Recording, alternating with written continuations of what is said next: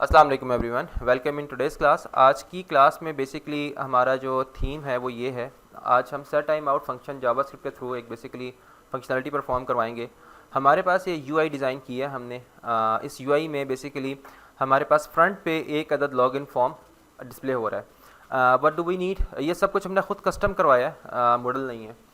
हम ये चाहते हैं कि जैसे ही वेबसाइट लोड हो तो उसके किसी खास specific time 2 second 3 second 5 second after a specific time ये लॉगिन फॉर्म पॉपअप होके आ जाए। ठीक है, अब जैसे ही ये लॉगिन फॉर्म अपीयर होगा तो इस लॉगिन फॉर्म में सारी की सारी डिस्क्रिप्शन या जो भी उसने लॉगिन करना होगा, लेट्स अगर यूज़र लॉगिन करना चाह रहा है तो वो लॉगिन करे, अदरवाइज़ इस पर जस्ट क्लोज कर दे तो ये बेसिकली लॉगिन फॉर्म यहाँ से डिसअपीयर हो जाएगा।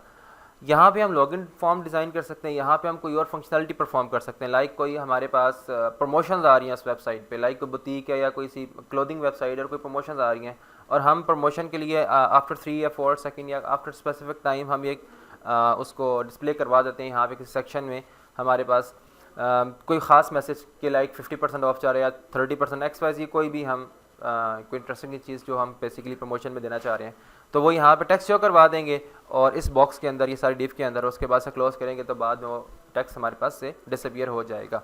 और ये एक्सपीरियंस आपने बहुत सारी वेबसाइट्स पे इस किस्म का किया भी होगा। पहले हमने अभी तक जो यूआई बनाई है वो सिंपल सी एक यूआई डिज़ाइन की है हमने बूटस्ट्रैप को इस्तेमाल करके, जिसमें बेसिकली मैंने 2 सेक्शन बना रखे हुए हैं। एक तो मैंने कर्जल के लिए सेक्शन बनाया है, मेन जो डेस्कटॉप पे है हमारा जो इस्तेमाल हो रहा है। सेकेंडली हमारे पास जो सेक्शन है वो लॉगिन सेक्शन के लिए इस्तेमाल हो रहा है और लॉगिन सेक्शन आपको ये नज़र आ रहा है।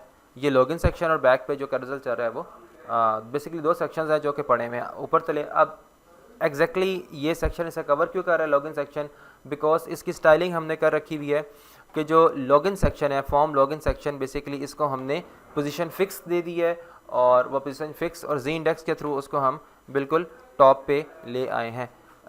जस्ट लाइक दैट हमने इसको पोजीशन फिक्स दी है, जी इंडेक्स को 100 दिया ताकि बाकी जितनी भी चीज़ें हैं प्रीवियस कोई वो सबसे आगे आ जाए, और विड्थ इसको 100 और हाइट उसकी किया, बैकग्राउंड कलर किया, डिस्प्ले फ्लेक्स और ये जस्टिफाई कंटेंट और लाइन आइटम सेंटर इसलिए किया ताकि जो इसके इनसाइड कंटेंट है फॉर्म का वो सेंटर में आ जाए। ये चीज़ें तमाम चीज़ें जितना पता है आपको, इसको मैं जस्ट आपको रिकॉल करवा रहा हूँ यहाँ पे। इसके बाद अब आ जाते हैं हम आज की मेन फंक्शनलिटी के ऊपर। JS के अंदर हमारे पास एक JS की फ़ाइल मौजूद है, इंडेक्स में आ जाते हैं और JS की फ़ाइल हम यहाँ पे भी लिंक कर लेते हैं।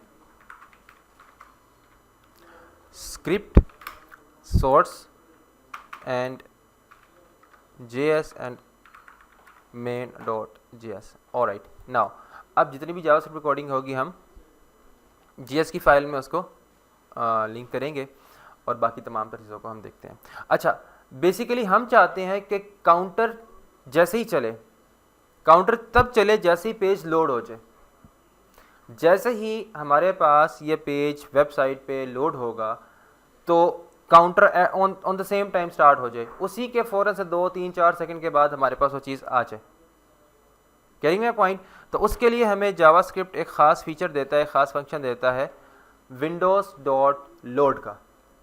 ठीक है, तो बेसिकली हमारे पास जो है हम ऑन लोड का फंक्शन इस्तेमाल करेंगे, windows.onload का। तो उस ऑन लोड के फंक्शन के ऊपर हम ये टास्क परफॉर्म करवाएंगे। लाइक हम कहेंगे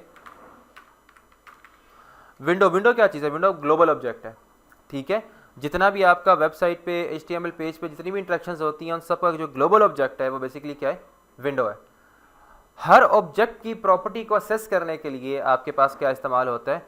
डॉट ऑपरेटर इस्तेमाल होता है। मतलब एक ऑब्जेक्ट होता है, उस ऑब्जेक्ट की जब प्रॉपर्टी को इस्तेमाल किया जाता है तो किसी भी टारगेट किया जाता है पर्टिकुलर आईडी को हमारे पास, तो उसको डॉट से किया जाता है। लाइक मैं विंडो की कौन सी, इस ऑब्जेक्ट की कौन सी प्रॉपर्टी को मैं असेस करना चाह रहा हूँ? ऑन लोड की। ठीक है, मैं चाह रहा हूँ जैसे ही हमारे पास ये चीज़ ट्रिगर हो तो हमने करना क्या है? हम करना ये चाह रहे हैं कि जैसे ये ट्रिगर हो तो एक फंक्शन टारगेट करा दो। ठीक है, और इस फंक्शन को हम रखेंगे एनोनिमस फंक्शन। एनोनिमस फंक्शन वो होता है जिस फंक्शन का कोई नाम नहीं है। ठीक है, एनोनिमस चीज़। ठीक है, और ये हमारे पास यहाँ तक हो चुका है। लाइक जैसे ही हमारे पास विंडो लोड होगी, ये पेज विंडो पे लोड होगा तो हमारे पास एक फंक्शन ट्रिगर करवा दो। ये फंक्शन क्या करेगा? ये फंक्शन कुछ नहीं करवाएगा, सिर्फ और सिर्फ मतलब जैसे ही ये ट्रिगर होगा, अभी जो फंक्शनलिटी हम उसको लिखेंगे, डेफिनेट सी बात है फंक्शन वही फंक्शनलिटी परफॉर्म करेगा। इस पॉइंट तक कोई तो बताएं मुझे। Is it alright? अच्छा, अब हम इसके अंदर आते हैं और हम इस फंक्शन के अंदर हम सेट टाइम आउट का फंक्शन टारगेट करवा लेते हैं। Getting it? हम कहते हैं ऐसा करें भाई, सेट टाइम आउट का फंक्शन आप टारगेट करवाएं। Getting it?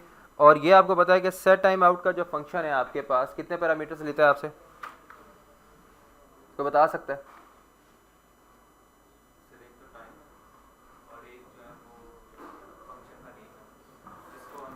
Basically set time out आपके पास दो फंक्शन से सेव करता है, दो पैरामीटर्स लेता है, दो फंक्शन कह रहा हूँ, सेट टाइम आउट का फंक्शन दो पैरामीटर्स सेव करता है। एक होता है उसमें कॉल बैक फंक्शन, सेकंड होता है उसमें जो हमारे पास टाइम है।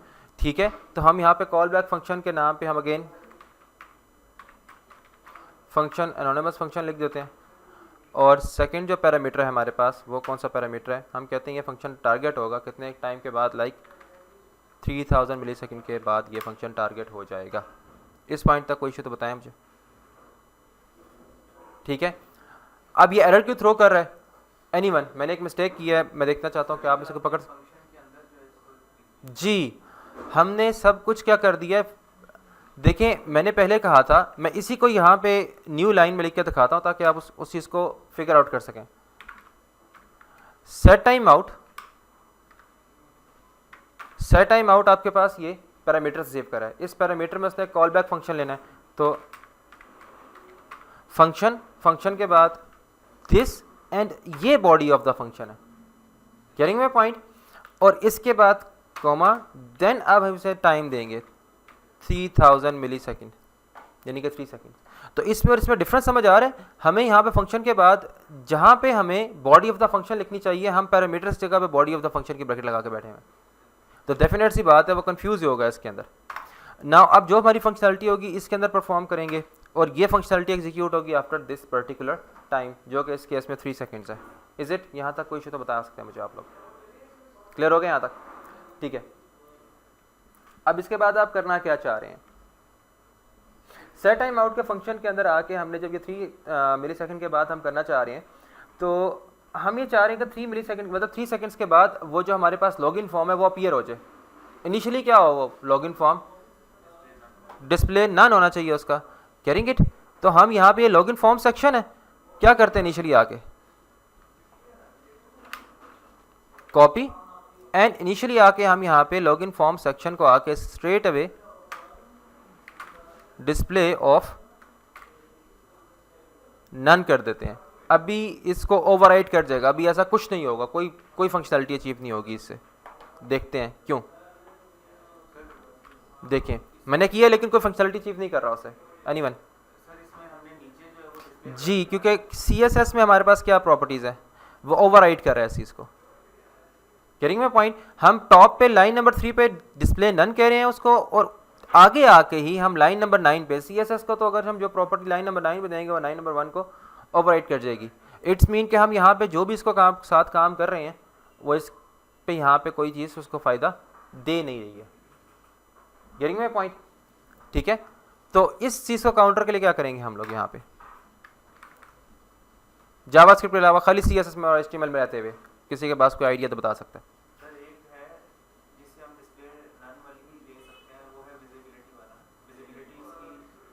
मैं विजिबिलिटी और बाकी किसी चीज़ की तरफ भी नहीं जाना चाह रहा, डिस्प्ले नन एंड ब्लॉक की तरफ, खाली इसी में मैं लिमिट रहना चाह रहा हूँ।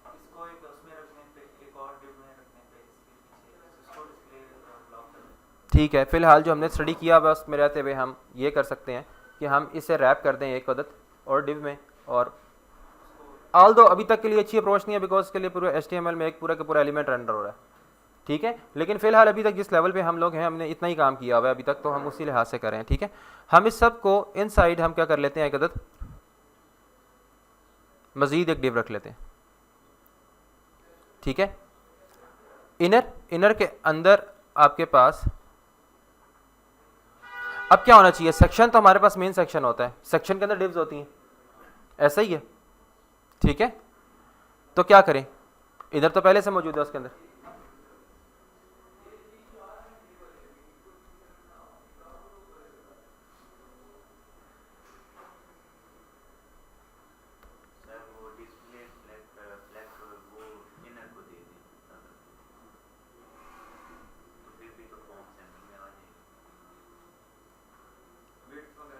इसके बाद आप इस सब चीज़ को उठाएंगे, यहाँ से स्ट्रेट अवे करेंगे कट, और यहाँ पे आप टारगेट कर लेंगे इसको dot form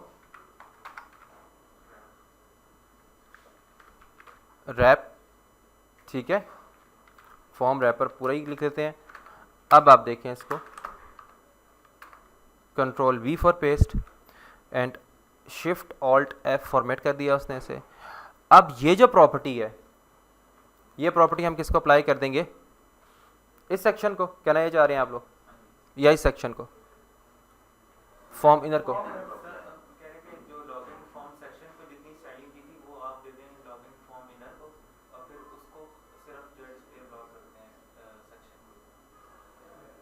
login form section का जो हमने स्टाइलिंग दे रखी हुई है, सारी की सारी स्टाइलिंग हम देंगे इनर को, ठीक है। कॉपी एंड हम यहाँ पे आगे कंट्रोल जी, ऑलराइट। नाउ अब आप यहाँ पे आएंगे and control x for cut, control we for paste and control S for save. Now F5 से refresh.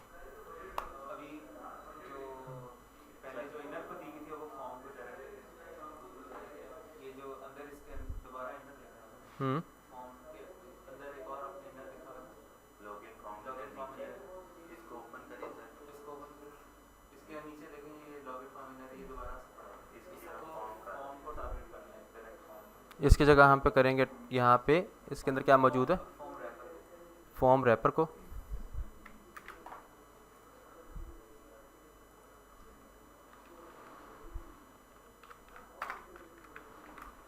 Alright, very good, getting it.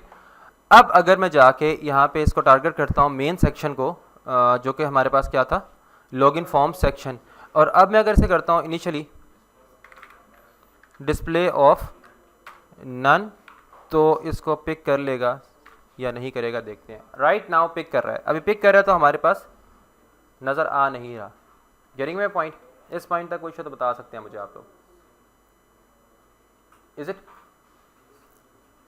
अच्छा, अब मैं चाहता हूँ कि बेसिकली 3 सेकंड के बाद या जो भी पर्टिकुलर टाइम मैं यहाँ पे रख रहा हूँ, उसके बाद यहाँ पे इस सेक्शन के अंदर, मतलब इस सेक्शन में आके इसी फॉर्म के सेक्शन में क्लास ऐड हो जाए। ये तो हमने काम किया हुआ ना पहले, आफ्टर दैट पर्टिकुलर टाइम क्या हो जाए, क्लास ऐड हो जाए इसमें आके, और वो क्या करेगी, क्लास से क्या रहेगी, ब्लॉक करवा देगी, ठीक है। तो हम यहाँ पे CSS में आके बिल्कुल लास्ट में इस किस्म क्लास को लिख लेते हैं। हम करते हैं, चलें, मॉडल ब्लॉक, ये लें, मॉडल ब्लॉक में आए और इसको स्ट्रेट अवे कर दें display of block, is it? जब ये क्लास जाके ऐड होगी उस मॉडल में, ये लास्ट में लिखी हुई है मॉडल ब्लॉक, तो चाहे ऊपर टॉप पे जो भी है उसके स्टाइलिंग को ओवरराइड करके, इज इट? ठीक है, इस पॉइंट तक कोई इशू? ये काम करने के लिए हमें इस एलिमेंट को पहले जावास्क्रिप्ट में टारगेट करना पड़ेगा, दिस एलिमेंट। इसे जावास्क्रिप्ट में कैसे टारगेट कर सकेंगे? आईडी से। गुड, अब हम यहाँ पे सेक्शन को आईडी देते हैं। ये आईडी हम क्या कर लेते हैं, लॉगिन सेक्शन, ठीक है। कॉपी, JS में आए और क्या लिखेंगे जी, लेट, सेम वेरिएबल नेम के साथ करेगा, लेकिन ये वेरिएबल नेम में अंडरस्कोर को तो कर देता है, डैशेस को एक्सेप्ट नहीं करता। Equals to again document dot query selector get element by ID वगैरह वाला तरीका पुराना हो चुका है, उसको मत इस्तेमाल करें, क्योंकि उसमें अगर आईडी को टारगेट करो तो गेट एलिमेंट बाय आईडी, और अगर आप क्लास करना होगा तो gate element bye class name और XYZ चीज़ें। तो हम यहाँ क्यूरी सेक्टर में दोनों काम कर लेते हैं, खाली अंदर आप आईडी या तो हैश को यूज़ कर लेंगे, ठीक है। आल्दो वो भी इस्तेमाल होता रहा है, अभी भी इस्तेमाल होता है, लेकिन वो एक पुरानी अप्रोच है। अब बेहतर है कि आप अपडेट कर लें अपने आप को, लेटेस्ट कोडिंग में वो चीज़ नहीं हो रही होती, ठीक है। क्यूरी सेक्टर, इसके बाद आप इसे कंट्रोल V से पेस्ट करें, हमने सेट कर लिया। ऑलराइट जी, अब हम क्या चाहते हैं, इसको हम वेरिएबल है और अभी इस्तेमाल इसके अंदर होगा तो हम इसे टॉप पे रख लेते हैं, ताकि ये जैसे ही फंक्शन टारगेट हो तो पहले से उसे वेरिएबल मौजूद हो। फंक्शन लाइन नंबर 8 पे स्टार्ट टारगेट होगा और हमने वेरिएबल कहाँ डिक्लेयर किया हुआ है 3 पे, तो उसे वेरिएबल ऊपर के टॉप पे नजर आ रहा होगा और उसको टारगेट करवा देगा तो ठीक रहेगा। फंक्शन लाइन नंबर 8 पे टारगेट हो रहा है, वेरिएबल की लाइन नंबर 15 पे जाके हम उसको डिक्लेयर करवा रहे हैं, तो वो कंफ्यूज रहेगा भाई ऊपर जो चीज़ है वो मेरे पास अभी तक तो फंक्शन आया कोई नहीं है, और कोई फर्दर फंक्शनलिटी है तो उसको मतलब कर सकता है। कुछ केसेस में, इस केस में इतना नहीं भी करता तो, लेकिन बाद में इशू क्रिएट करता है कुछ चीज़ों में, ठीक है। तो फिलहाल बेस्ट अप्रोच है कि फंक्शन टारगेट कराने से पहले आप, कुछ केसेस में हमारे पास फंक्शन किस्म के होते हैं, जेनरिक होते हैं कि वो टारगेट ना भी हुआ हो तो कोई मसला नहीं है। और सम टाइम एक बैड अप्रोच ये होती है कि हम वेरिएबल के अंदर इसी फंक्शन के अंदर ही हम यहाँ पे वेरिएबल भी डिक्लेयर करवाते हैं, लेकिन उसका अगर ये काम करेंगे तो इशू क्या रहेगा। अब राइट नाउ ये वेरिएबल डिक्लेयर हुआ है ग्लोबली, पूरे के पूरी हमारे पास पेज में अवेलेबल है, जितनी दफ़ा भी चाहें इसको टारगेट कर XYZ जो भी काम करना चाहे कर सकते हैं। मगर जब ये इस फंक्शन के अंदर लिखा जाएगा तो ये फंक्शन सिर्फ अवेलेबल रहेगा with in the bracket and body of this function, इसके बाहर टारगेट नहीं होगा, ठीक है। तो वो हमारे पास एक ड्रॉबैक हो जाएगा। कुछ केसेस में ज़रूरत होती है तो हम वहाँ पे उस फंक्शन को कहीं और, मतलब उस वेरिएबल को कहीं और इस्तेमाल नहीं करना होता, तो हम वो काम करवा लेते हैं, ठीक है। तो फिलहाल आपने एक फंक्शन उसको एक वेरिएबल डिक्लेयर करवा दिया और रख दिया यहाँ पे। नाउ अब क्या करेंगे जी, अब हम चाहते हैं कि इस जैसे ये फंक्शन टारगेट हो, ये फंक्शन टारगेट हो तो क्या करे, इस वेरिएबल को ट्रिगर कर ले। जैसे फंक्शन टारगेट वेरिएबल को ट्रिगर करे, इस वेरिएबल के अंदर एक क्लास ऐड करवा दे, वो मॉडल ब्लॉक वाली हो सकता है। वेरिएबल टारगेट कर लिया, अब मैं क्या करूंगा, हम ये काम कर चुके हैं, फर्क भाई को तो रटा भी लग गया था।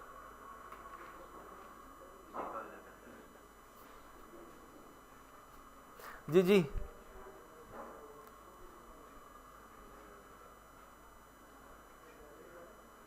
डॉट ऐड इवेंट लिसनर, ठीक है। सबसे पहले आपने क्या करना था, इवेंट लिसनर को टारगेट करवाना था, फिर क्या करना था, देन जी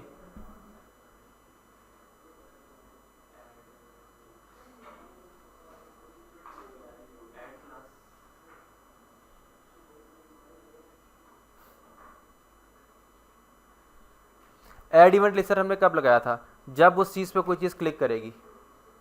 क्या यहाँ पे हम इस पर कुछ क्लिक करवा रहे हैं, तो मैंने आपको ऐड इवेंट लिस्टर कहा, आपने कहा हाँ हाँ ऐड इवेंट लिस्टर। सोचे तो सही भाई, यहाँ पे ऐड इवेंट लिस्टर का क्या काम है, आपने इस वेरिएबल को टारगेट करवाया है, और इस वेरिएबल को टारगेट कराने के बाद आप कह रहे हैं कि इस वेरिएबल के में एक और क्लास को ऐड करवा दिया जाए। अब क्लास को ऐड कराने के लिए सबसे पहले तो प्रीवियस क्लासेस को स्टडी करेगा, कौन कौन सी क्लास इसके अंदर अवेलेबल है। ये चीज़ करने के लिए हम जो प्रॉपर्टी इस्तेमाल करते हैं वो कौन सी होती है, क्लास लिस्ट की, कि इसमें जाओ, इस वेरिएबल को देखो, इसके अंदर जो क्लास लिस्ट में जितनी क्लास हैं उनको देखें आप, और उसके बाद उसमें जाके करवा दें, ऐड करा दें। क्या ऐड करवा दें आप, इसके अंदर एक क्लास ऐड करवा दें, कौन सी, मूडल ब्लॉक। Carrying my point.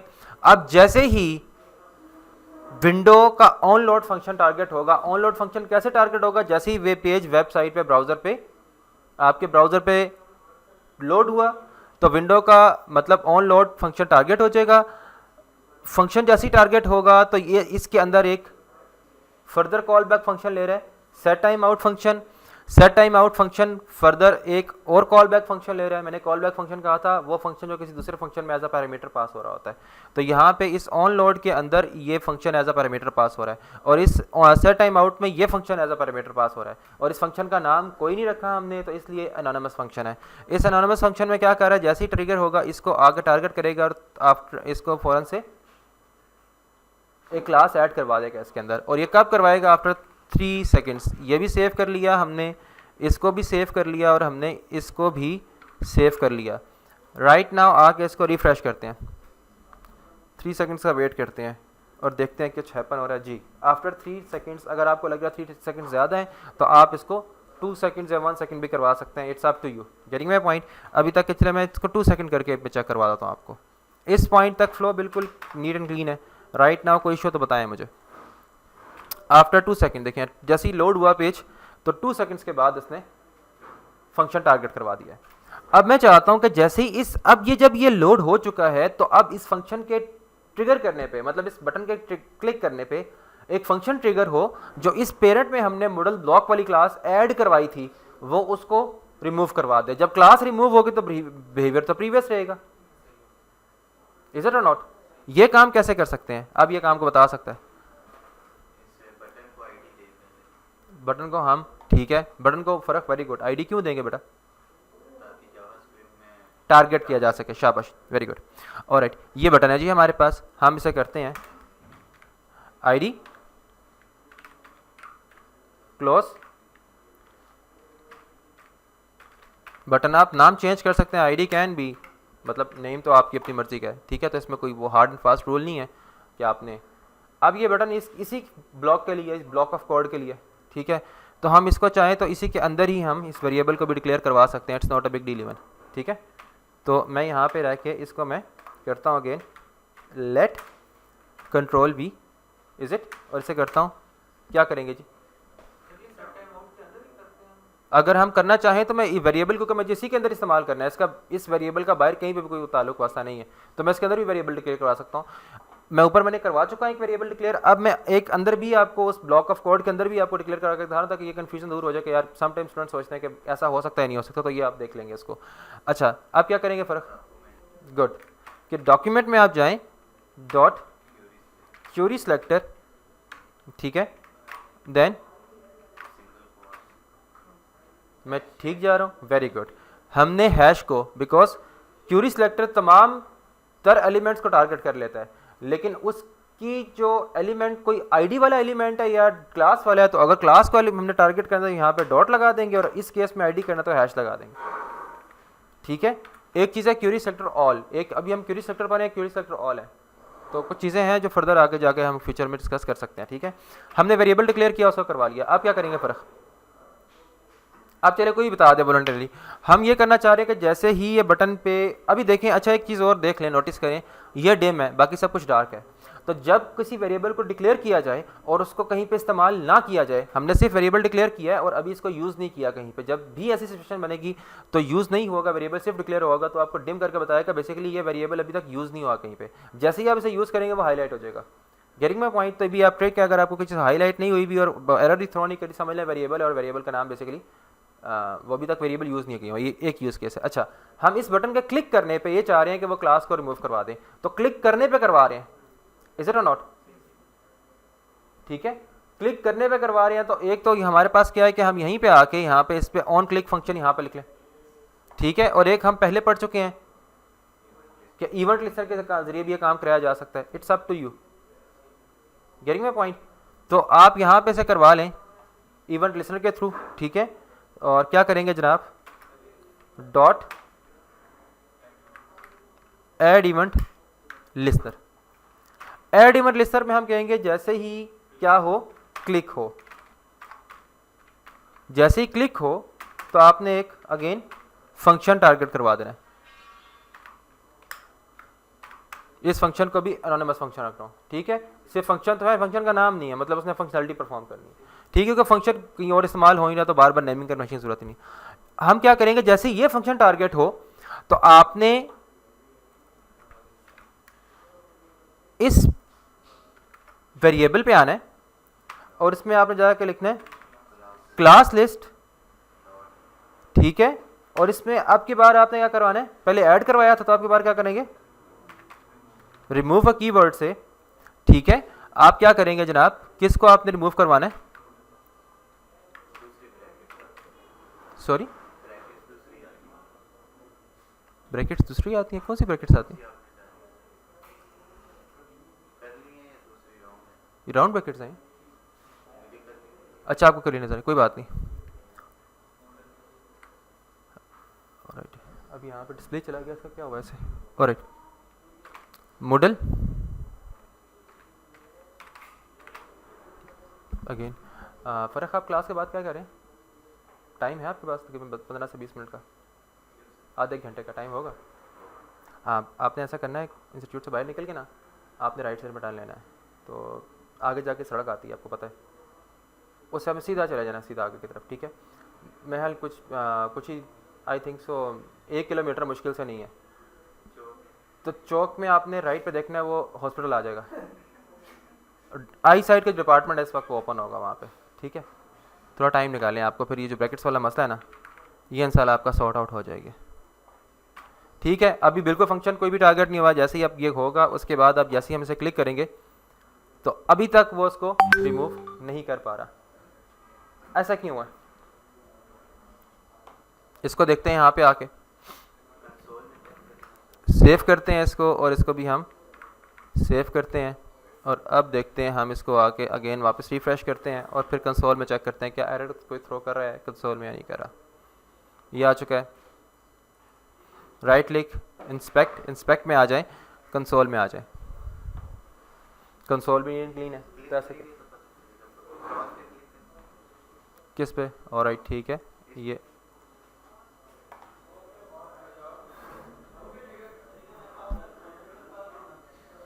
जी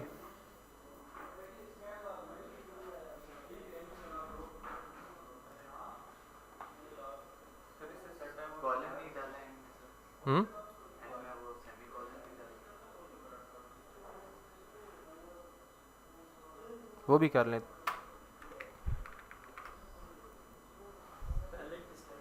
नहीं है स्पेलिंग मिस्टेक होती है, वो अंडरलाइन कर रहा होता है यहाँ पे टारगेट।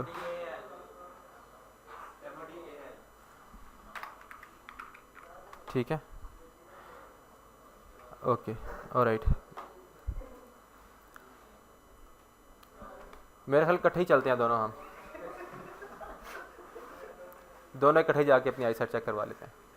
ठीक है, सो ये थी आपकी स्पेलिंग मिस्टेक की वजह से ये इशू हुआ है। मैंने रिफ्रेश किया, रिफ्रेश करने के बाद आफ्टर 2 सेकंड और पर्टिकुलर टाइम के बाद ये चीज़ हो चुकी है। अब आप जैसे इस पर जो भी अगर तो कोई लॉगिन करना चाह रहे हैं और सबमिट करना चाह रहे हैं तो वो दैट्स इट। और अगर आप सबमिट के फंक्शन पे किसी और पर्टिकुलर पेज पर टारगेट करवाना चाहें तो वो भी किया जा सकता है, और अगर आप यहाँ पे इसे क्लोज करना चाहें तो क्लोज भी किया जा सकता है। सो ये हमारा सिंपल सा फ्लो था। सेट टाइम आउट फंक्शन के जरिए हमने एक बेसिकली छोटा सा प्रोजेक्ट करने की कोशिश किया ताकि आप लोग उसको सिंपल फ्लो को समझ सकें।